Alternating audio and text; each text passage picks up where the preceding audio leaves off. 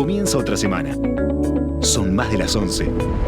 En Perspectiva propone Conexión Interior.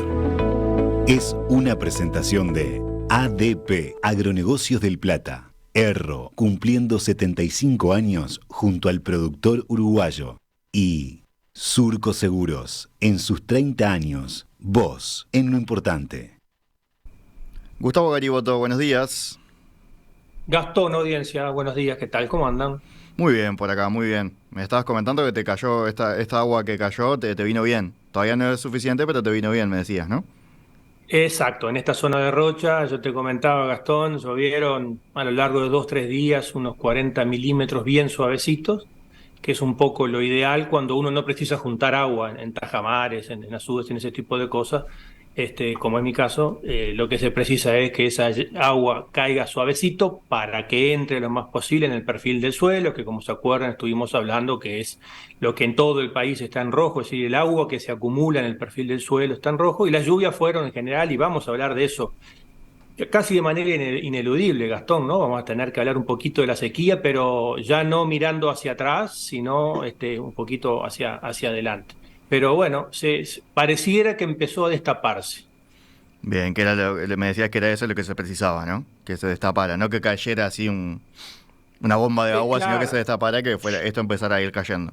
exactamente. Y hay una cuestión psicológica tal vez, que es cuando te pasa muchos días sin lluvia, se arman tormentas en la vuelta y no caen, te viene una cuestión psicológica que decís, vos, estoy con un paraguas arriba, algo pasa que acá no llueve y llueve en otros lugares y acá no. Entonces lo que uno quiere es, bueno, después que cae una lluvia, uno ahí como que recobra el espíritu y dice, bueno, va a seguir lloviendo. Los pronósticos en ese sentido no son buenos acá para esta zona, hasta el 15, que es el pronóstico más o menos, el horizonte temporal que uno puede mirar, no dan nuevas aguas de importancia, dan unos poquitos milímetros de esos chubasquitos de verano, pero esos 40 milímetros que cayeron acá en esta zona, ojo que es zona del país donde llovió bastante más, así como en otras llovió bastante menos, esos 40 milímetros llovidos de forma lenta entraron al suelo y no llueve pasto, como siempre digo, pero ya se empieza a ver un cambio de tonalidad y es un agua que es lo suficiente como para permitir ese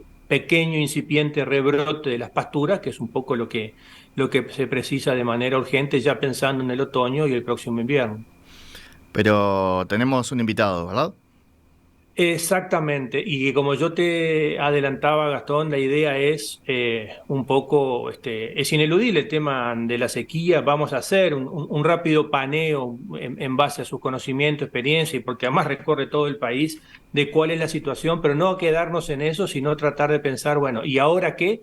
En dos escenarios, en el escenario de corto plazo, es decir, a qué se van a ver enfrentados los productores o los diferentes sistemas de producción para resolver eso que yo mencionaba recién, ¿no? Esa situación del otoño que se viene y el posterior invierno, que es la época crítica del año, en términos generales para la ganadería, y para otros rubros, también hacer un poco una mirada de eso, pero luego también en clave ya de fuera de la coyuntura, en clave de futuro, bueno, qué rutas, qué herramientas, qué alternativas desde el espacio laboral que nuestro invitado ocupa, se proponen y se están pensando como forma de alguna manera estar mejor preparados para futuras sequías como esta que ocurrió. Entonces, para terminar esta introducción, voy a presentar a Nicolás Arrobarrena. Nicolás es colega, amigo, 47 años de edad. Vive en Tacuarembó desde hace muchísimos años, y Nicolás es gerente de Agrocentro en la parte de ventas. Ahí, Gustavo, se te trancó, te estamos Y ahí perdiendo. voy a A poder ver, tratar de, Gustavo, justito se te trancó, a ver si a podés. ver, Decíamos Nicolás, es gerente de Agrocentro, ¿verdad? de Agrocentro, ahí creo que volví, sí, ahí volví, ¿Volviste? Agrocentro en venta al por menor, que un poco lo que ofrecen tanto para cultivos extensivos como para pasturas es, sí, los insumos, pero los insumos con la asistencia técnica para optimizar esos paquetes tecnológicos que ofrece la compañía. Entonces, en definitiva, yo te propondría, Gastón, hecha la presentación de Nicolás, que además, como dije, es un buen amigo con el que compartimos varias actividades juntos. charlar en estos dos escenarios, el de la coyuntura y luego, trascendida esta coyuntura, bueno, cuáles son algunas de las herramientas, sobre todo de esta pata más tecnológica, a las que se puede pensar como soluciones para estar mejor preparado frente a nuevas sequías. Nicolás, buen día, ¿cómo estás? Buen día, Gastón. Fiel Bienvenido. oyente, gracias. Fiel oyente de la radio, por lo menos de 7 a 8, antes que empiece el día. Bien, ahí tempranito. Capaz que para ustedes no es tan tempranito, ¿no? Pero... No, bueno, pero después viste que empieza todo el mundo corporativo, las llamadas y se despierta el país, claro. El resto del país. Bueno, yo soy el encargado de la unidad de negocio de Agrocentro, que es de una empresa que se llama DLF Seeds, que es danesa, es una cooperativa de productores y somos fanáticos del pasto. Esa podría ser pero hacemos otras cosas, cultivos, pero estamos desarrollando pasturas hace muchos años. Para introducir, como es ineludible, como dijo Gariboto, el tema sequía, acaban de salir frescos los datos de Inumet, llovieron 1.050 milímetros, del promedio del año 80 eran 1.250, 1.300, y lo peor de todo es la distribución, porque llovieron en enero, febrero y marzo 600 milímetros y los otros 400 en el resto del año. Yendo a datos, porque historias te puedo hacer un montón, gente que nos habla que esta cañada nunca se secó, que nunca ha visto la seca que hubo, los cultivos se van a recomponer o no, en función de lo que nos pasó el año pasado, que estaba horrible la seca, tercer año consecutivo, pero llovió en tiempo y forma y récord en producción de soja, por ejemplo. Yendo al dato y más precisamente a lo que quería comentar es que seguramente en casi todo el país durante el mes de octubre a enero llovieron menos de 150 milímetros. ¿Qué pasa entre octubre y enero? Es donde en los sistemas forrajeros de campo natural y de pradera se produce entre el 40 y el 50% del forraje. Se hacen las reservas para el invierno en la lechería, en los sistemas agrícolas y ganaderos más intensivos, y es donde se desarrollan los cultivos de verano, crecen y llegan a la floración, a la parte reproductiva, para poder tener un buen potencial de producción. El ministro hace poco hizo algunos comentarios, algunos números tiró, muy impactantes y muy preocupantes, y es la realidad.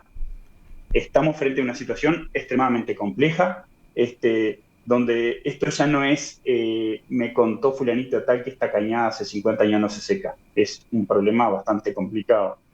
Claro, el tema es que si ahora empieza a llover, como decía Gustavo, si se destapa, tampoco es que se soluciona y queda todo lo que se perdió, se recupera, ¿verdad? O sea, ya hay un daño que ya queda. Te voy a hacer dos comentarios que están buenos. Mirá, las reservas de pasto que habían en los tambos y en la ganadería más intensiva se terminó. El trasiego de fardos, que es la fibra, es decir, vos tenés varios sistemas de producción. Tenés el agrícola intensivo, que no entran pasturas ni ganadería, y tenés el ganadero extensivo que no hace mejoramiento. En el medio tenés todo un tema que depende del ambiente productivo, que es la potencialidad del campo, el productor rural, las lluvias que te caigan, un montón de cosas generan el ambiente, el potencial productivo. Lo que ha pasado es que no hay forraje en todo el país. Y los sistemas ganaderos, la opción que tienen es o dar ración, que es muy común, que en el 89 pasó esto mismo, una seca similar a esta, y no había las tecnologías que hay hoy, por lo tanto hoy estamos mejor que antes, pero no le puedes dar ración al ganado de cría y a todo el ganado en general. La otra opción que tenés para incorporar fibra a tu sistema es fardos, pero se terminaron y valen muy caros. Entonces, lo tercero que te queda es qué hacer de ahora en más. Lo que hace la gente hoy se está preparando para una siembra de verdeos, básicamente avenas primero y raíces después, para empezar a mitigar la falta de forraje que tenés en las praderas y en el campo. Y otro comentario que te quería hacer con respecto a la agricultura, sí, que la gente tiene expectativas de que pase lo del año pasado, y estuve hablando con colegas del litoral, con mucha experiencia, amigos, y nos dijeron, mirá, las lluvias el año pasado llegaron 15 días antes, y empezó a llover el 15 de enero y no paró más. Por eso los cultivos y las pasturas se recompusieron. Hoy estamos en una situación un poquito peor y el potencial productivo va a ser más bajo. bien. Y Gustavo, ¿querés agregar algo de panorama. Un complemento, sí, un complemento en ese diagnóstico muy claro que daba Nicolás, que es que a diferencia de otras secas de otros años, esta tiene dos características muy importantes. Primero, que es en todo el país.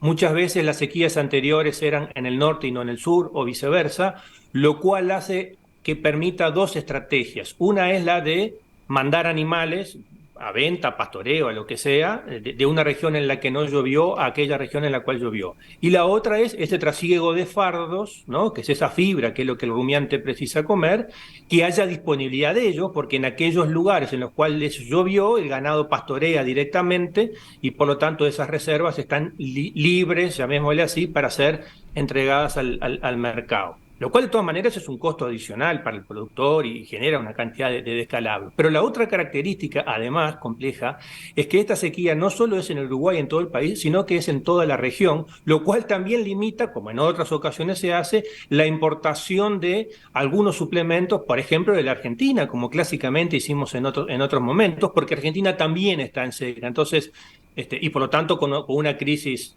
digamos, lo que hay que tener como concepto, a este déficit hídrico se le agrega la restricción forrajera, la crisis forrajera concomitante de esa restricción hídrica. Entonces, es muy difícil poder conseguir para los volúmenes, las cantidades, y ni que tal vez los precios, los suplementos necesarios para poder mantener nuestro rodeo nacional, vacuno y ovino, relativamente bien alimentado para evitar la muerte, ya no digo para producir. Y termino con esto, la preocupación, y por esto es que nos interesaba hablar con Nicolás, y esta primera etapa en la que queremos entrar, bueno, de cuáles son las alternativas que tienen los productores, es que aquellos productores que hacen reservas ya las consumieron.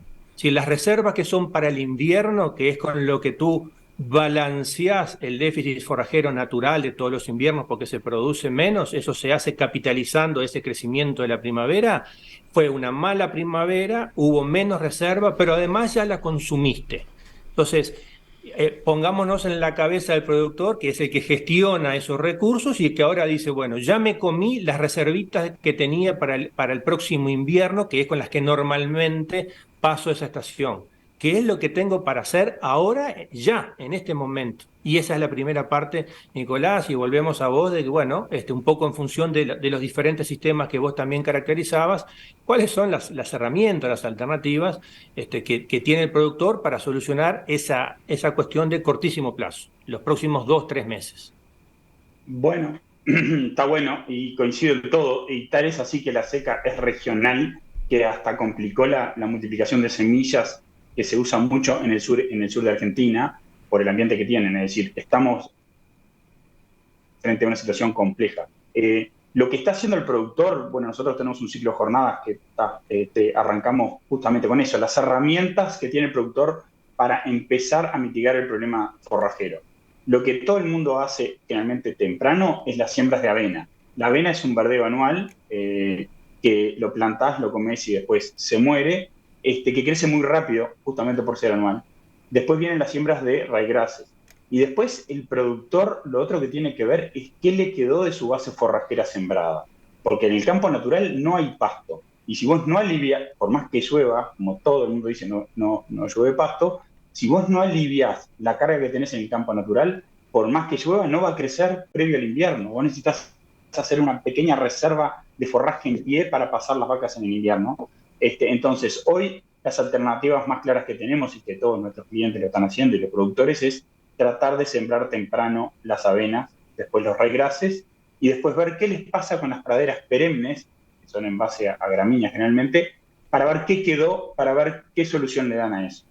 ¿Qué lográs con la siembra de los verdeos de verano temprano? En las regiones que llovió ya están empezando a sembrar, aunque, como Gustavo sabe, es riesgoso porque no siguió lloviendo, por lo tanto, si vos sembrás, llueve y después se planta una sequita de 20 días, corren riesgo esos verdeos. O sea, no hay que tampoco ponerse muy ansioso de sembrar muy temprano porque hasta podés perder esa pastura. Entonces, lo que quieren hacer lo que tienen que tratar de hacer los productores es sembrar lo que puedan lo antes posible sin tomar riesgos para que crezca muy rápido, fertilizarlo, manejarlo bien, para poder meter las categorías sensibles o la mayor cantidad de ganado dentro de esas praderas para que el campo se recomponga, para que agarre algo de fibra para el invierno. Decías, sacarle, la expresión que usaste, Nicolás, fue como sacarle presión, una cosa así, al pasto, sacarle carga, Claro. ¿no? Como para aliviar la carga, creo que dijiste, Claro. ¿verdad? O sea, Claro. para permitirle crecer mejor al pasto, al campo natural. Exacto, el pasto del campo natural o el de las praderas necesita área foliar y agua para poder crecer, y otras cosas, pero básicamente eso. Hoy está pelado, no tiene área foliar. Y si cualquier brote que haya por alguna lluvia de 1 centímetro, la vaca enseguida que crece lo agarra, no deja que se arme la pradera, el campo natural o lo que sea. Pero Gustavo, por supuesto, tiene bastante más experiencia que yo, capaz. No, en eso, a ver, Nico, sí, un comentario en eso, pero sobre todo para aclarar los términos a la audiencia. Cuando Nicolás habla de la carga, cuando lo que hablamos de la carga es la cantidad de animales, la dotación, la cantidad de animales que yo tengo por unidad de superficie. Y a su vez, Nicolás está separando lo que es el manejo sobre campo natural, que es el grueso del área del país, el grueso de los productores, que es la forma tradicional donde además se desarrolla la cría, que son aquellos productores que generan los terneros y las terneras, que se da normalmente en los suelos menos aptos, donde por lo tanto es bastante más difícil hacer algún tipo de mejoramiento. Cuando Nicolás habla de los mejoramientos, en esta expresión, en esta jerga de lo que hablamos, es de la incorporación ya sea de semillas de alguna forrajera sobre nuestro campo natural, por ejemplo, lo cual se mantiene el campo natural y se le agrega una buena especie forrajera, o la sustitución de ese campo natural, de una parte de ese campo natural, por algunas de estas pasturas implantadas que ya son o bien de ciclo corto, como él mencionaba, que son esos verdeos de inviernos, avenas y regrases básicamente, o pasturas un poquito más largas, de un poquito más larga vida, 2, 3, 4, 5, 6 años como valores promedio, que son una combinación de gramíneas con alguna leguminosa. Ahora, para hacer todo eso, yo preciso poder poner mis animales en algún lugar mientras, ya sea que dejo crecer ese campo natural o reservo ese potrero para implantar la pastura, permitir que esa pastura crezca y recién una vez que se estableció poder entrar con el ganado a pastorearla. Pero tengo la fecha límite de los primeros fríos, las primeras heladas, lo cual me obliga a adelantarme, pero por otro lado tengo que si hago esa estrategia, que implica una inversión no despreciable de dinero, y como bien decía Nicolás, lo planto ahora porque tengo humedad, porque me cayó una lluvia, pero después tengo unos 25, 30, 40 días de lluvia, sol y viento, corro riesgo que la implantación de esa pastura fracase y por lo tanto hice la inversión, no tengo la pastura y estoy peor que al principio porque estoy todavía más cerca del invierno. De vuelta, un poco la insistencia con estas cosas es que los oyentes se imaginen todo lo que en la cabeza, la toma de decisiones del productor con esas cantidades de incertidumbres y cómo poderlas gestionar frente a un tic-tac que va corriendo, que es lo que sabemos que se nos viene el invierno. ¿Qué es un seguro? Es para tus cosas. Si les pasa algo, te pagan. ¿Quién te paga? Surco Seguros. ¿Y qué cosas? La casa, el auto. ¿Quién más asegura en Surco? Los vecinos, sus cultivos del campo. ¿Y vos, Agüe? Seguro de vida desde mucho antes que vos nacieras. Se siguen sumando generaciones que confían. Cumplimos 30 años cumpliendo. Surco Seguros. Vos en lo importante. En Erro, brindamos soluciones, tecnología e innovación para toda la cadena productiva.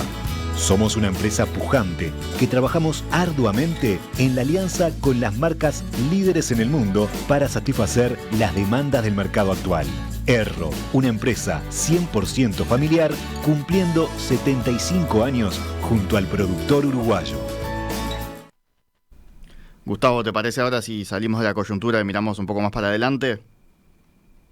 Así. Me parece bárbaro porque creo que es lo que hay que tratar de empezar a mirar y poder entender entonces, en el caso de nuestro invitado de hoy, de Nicolás y del Agrocentro, en qué cosas están pensando, están mirando en ese escenario de mediano y largo plazo como cosas que permitan posicionar mejor al productor y sobre todo cuál es la lógica con la que están mirando esos asuntos. Bueno, está bueno. Quería hacer una rápida puntualización de lo que dijo Gustavo anteriormente, es que Sí, el productor hoy con el tic-tac necesita de alguna forma u otra recomponer la base forrajera, es la oferta de fibra para su ganado. ¿En qué estamos pensando en el futuro? Ahora nosotros formamos parte de una empresa global que es DLF, que es raro que es una empresa tan grande dedicada a las pasturas y al césped, y la agenda verde en Europa está impresionante. Es decir, ¿en qué está pensando la compañía en el futuro? Es en pasturas y en césped con mejor eficiencia del uso del agua, por un tema ambiental, natural, y aparte el menor consumo de energía. Piensen no solo en la ganadería, sino piensen en las que tienen pastura, en las que tienen un jardín, cancha de golf, todo eso, bajás el consumo y haces bien al medio ambiente.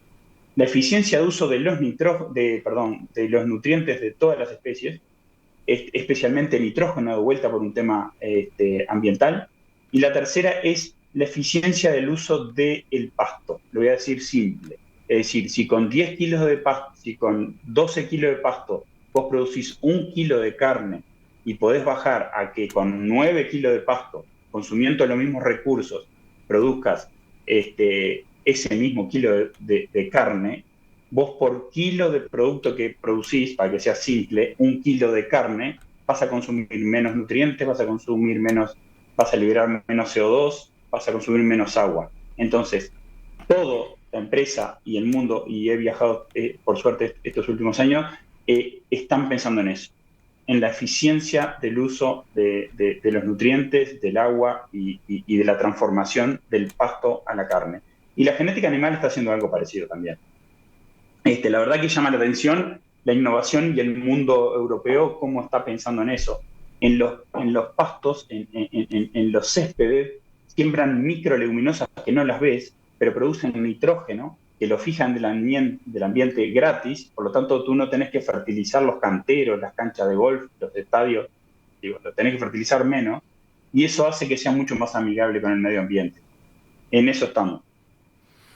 Una cosa que me interesaba, Gastón, sí. de esto, que me interesaba mucho que Nicolás comentara, porque probablemente pueda ser novedoso, inclusive para los que vienen del palo rural, es cómo una empresa global como esta, que hace un aporte muy importante a todo lo que es las pasturas, también tiene en su cartera, en su agenda, el tema de los céspedes, ¿no? Que mencionaba Nicolás. Y a partir de eso, hace un tiempo yo me puse a leer cuál es la superficie en el mundo ocupada por céspedes, y realmente es enorme. Y además esos céspedes tienen un cuidado, y cuidado es sinónimo a insumos, ¿no? Enorme. Entonces, cuando uno lo piensa, y salimos así de adentro del termo, ¿no? Y lo pensamos así en grande, y dice, che, a la pucha, hay que meterle cabeza a estos temas porque es cierto que todos esos céspedes llevan. Esa era una primera anotación que me parecía interesante, un poquito también así como para abrir la cabeza.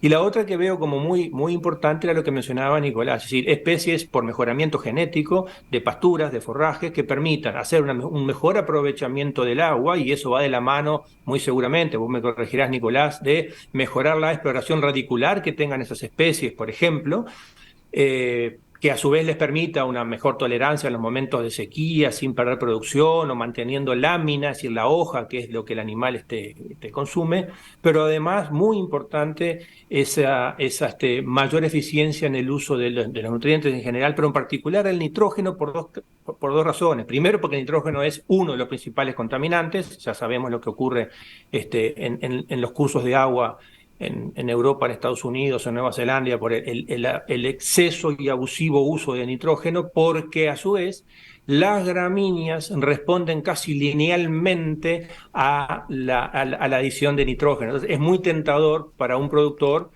sacando al lado el precio, que también es oscilante, poder echar nitrógeno como mal de la cabeza, porque el forraje realmente dentro de un rango crece muy linealmente, pero los efectos colaterales de ese agregado de nitrógeno y la contaminación consecuente son extremadamente graves. Entonces, de vuelta, me parece que era muy bueno ver cómo una empresa de estas características está pensando en estas cuestiones, las está encarando, y creo que son cosas muy, muy positivas. Pero capaz, Nico, y seguramente ya medio para terminar, podés comentar un poco, bueno, de qué va esa generación de o esos mejoramientos de especies dentro de esta agenda verde que tú mencionabas, que hagan un mejor uso del agua, una mayor eficiencia en el uso del agua.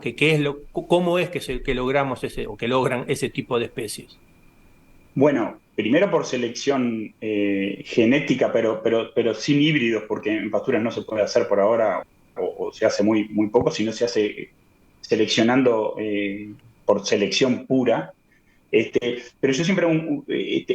entonces, primero es el mix de especies a sembrar, y además dentro de las especies o las variedades, cuáles son más tolerantes para diferentes lados. Podría hablar ahora, ¿no? Y me encanta esto, pero podés hablar de las C4, que son las que se usan en las zonas templadas, en las zonas tropicales, y las C3, que son las que se usan en nuestras zonas templadas. Pero yo siempre me imagino, y lo pongo en el césped, por eso, para salir del tupper de la ganadería y de coso, nuestra empresa en el hemisferio norte, el 50% de su negocio es césped. Por lo tanto, imagínense la inversión que hacen en eso. Imagínense una ruta, la Highway número 5, que va desde de México hasta Canadá. Es un cantero del medio de miles de hectáreas, y que van cambiando la composición de siembra a medida que salen de la parte de México, que es seca, árida, a una parte que es ambiente mediterráneo, que llueve en invierno y no llueve en verano, y después llegan a la parte fría. Entonces, eso es lo que se hace a nivel global, qué especies vas mezclando en césped o en ganadería para incorporar y que sean más eficientes para el ambiente. Y a eso nos dedicamos, y nos encanta, porque está el paquete tecnológico que se adapta de diferentes formas a diferentes productores rurales, asociados al ambiente físico, que es el suelo, después las lluvias, y después qué grado de intensidad le quiera dar cada uno. Pero se nos va a terminar el tiempo, podría hablar mucho rato, porque somos apasionados del pasto. Apasionados del pasto, y Gustavo, tengo entendido que comparte también tu pasión por el parapente, ¿no? Sí, bueno, sí. Sí. Nicolás es uno de los pilotos de la barra que tenemos, y bueno, volamos, y como hemos hecho alguna nota en Conexión Interior con otro de los pilotos de ahí, muchas veces esos vuelos tienen un componente, ya sea con cuestiones de historia o inclusive con cuestiones agronómicas, por la perspectiva que permite desde el aire poder mirar poder mirar el campo. Y también no quiero dejar de decir, porque Nicolás lo remarcaba en lo que me pasó de su presentación, que además de ese hobby del vuelo en parapente, Nicolás disfruta mucho de hacer asados en familia y con amigos, y quiero dar fe que no solo es un excelente asador, sino que es todavía mucho mejor anfitrión. Así que bajan del vuelo, van a comer un asado y ya tienen todo armado el plan, me parece. Y después nos ponemos a discutir sobre estas cuestiones. Y Nicolás, que como dijo también, es un economista frustrado. Él es bien de los agrónomos, del palo de los números, y a todo le saca números. Yo soy más bien del otro palo. Entonces nos damos esas discusiones que son interesantísimas y que permiten una síntesis todavía mejor con esas ideas, pensando un poco en clave de cómo poder aportar a los desafíos que tenemos. Nicolás Arrobarrena, gerente general de DLF Seeds Uruguay, muchísimas gracias por estos minutos esta mañana aquí en Perspectiva. Bueno, muchas gracias a ti. Perdóname un segundo la aclaración, porque yo soy el gerente de unidad de negocios de Agrocentro. De unidad de negocios de Agrocentro, claro. Sí, porque las empresas globales ahora le cambian el término, pero es una pequeña sutileza. Bien, perfecto. Es lo que hay que hacer, hay que aclarar siempre, porque más cuando es un título con asteriscos, ¿viste? Que es medio largo, así, bien que quede claro. Nicolás, muchísimas gracias. Tranquilo. Un abrazo. Y bueno, Gustavo, para vos también otro abrazo. Nos reencontramos en un par de semanas. Saludos a la audiencia. Nos vemos. Chau. Conexión Interior es una presentación de ADP, Agronegocios del Plata. Erro, cumpliendo 75 años junto al productor uruguayo. Y Surco Seguros, en sus 30 años, vos en lo importante.